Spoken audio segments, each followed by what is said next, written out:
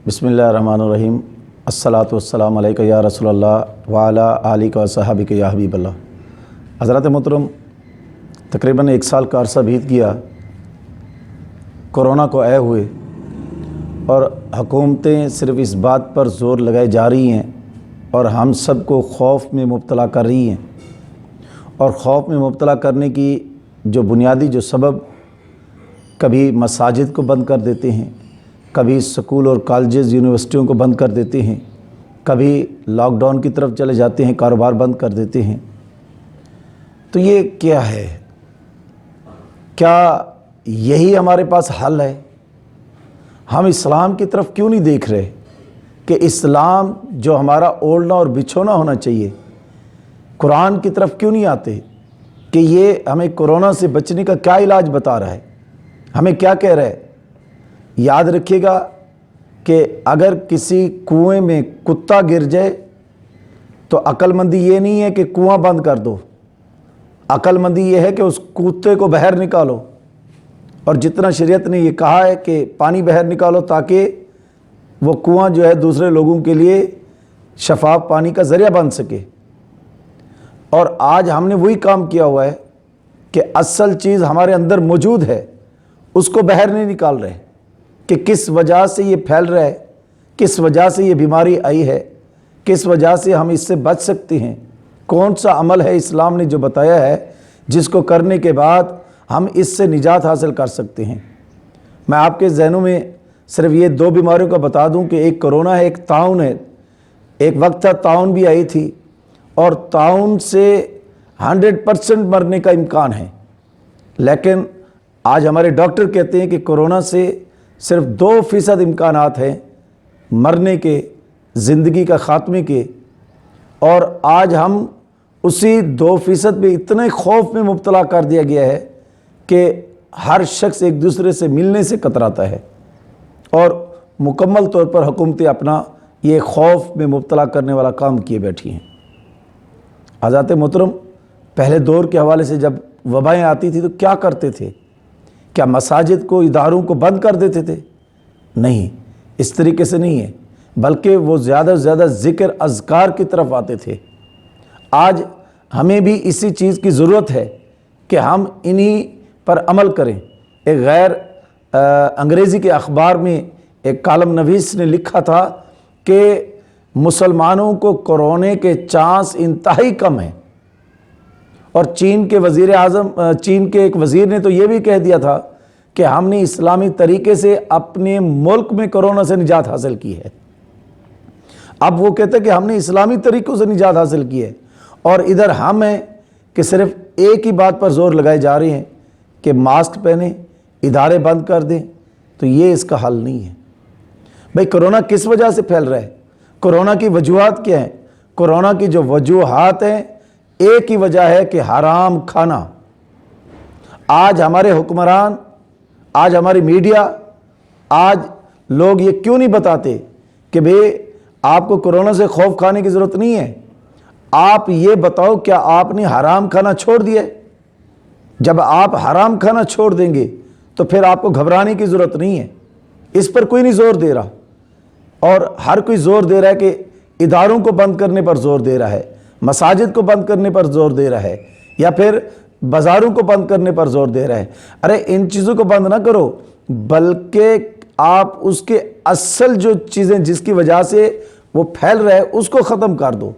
अब वो क्या है?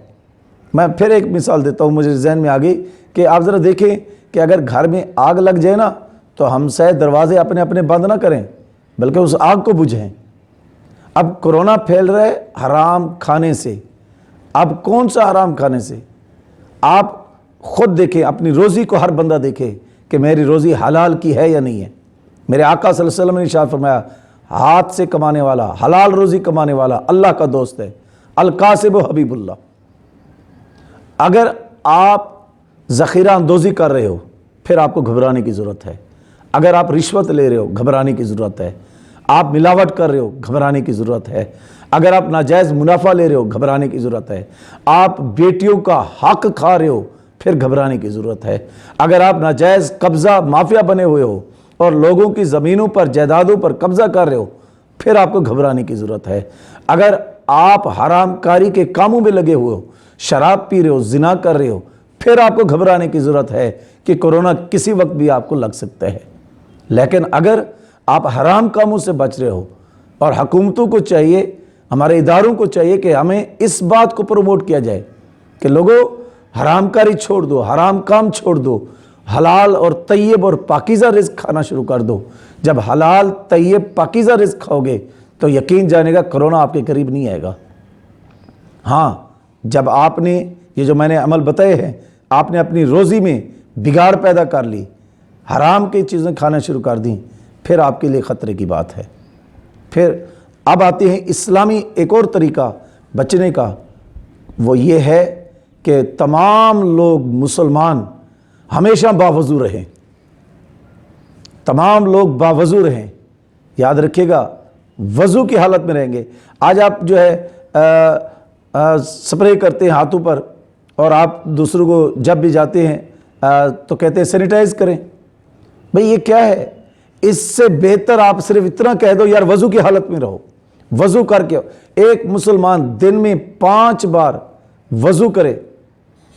کیوں انگریز نے کہا تھا کہ مسلمانوں کو کرونا نہیں ہو سکتا؟ اور یہ بھی آپ کو پتہ ہے کہ مکہ اور مدینہ میں کوئی بھی کیسز نہیں ہیں، اور یہ عالمی رپورٹ ہے کہ کرونا کے کوئی کیس نہیں ہے۔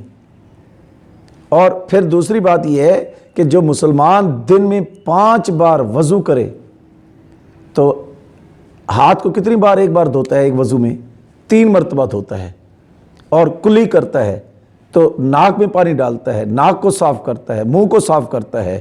تو جب آپ اندازہ لگے کہ میرے آقا صلی اللہ علیہ وسلم نے ارشاد فرمایا کہ جب بندہ مومن وضو کرتا ہے تو وضو کرنے کے ساتھ اس کے اعضاء کے جتنے گناہ ہیں وہ سب کے سب دھل جاتے ہیں۔ تو جب گناہ دھل جاتے ہیں تو جراثیم بھی ختم ہو جاتے ہیں۔ لیکن ہم اس عمل سے دور ہوتے جا رہے ہیں۔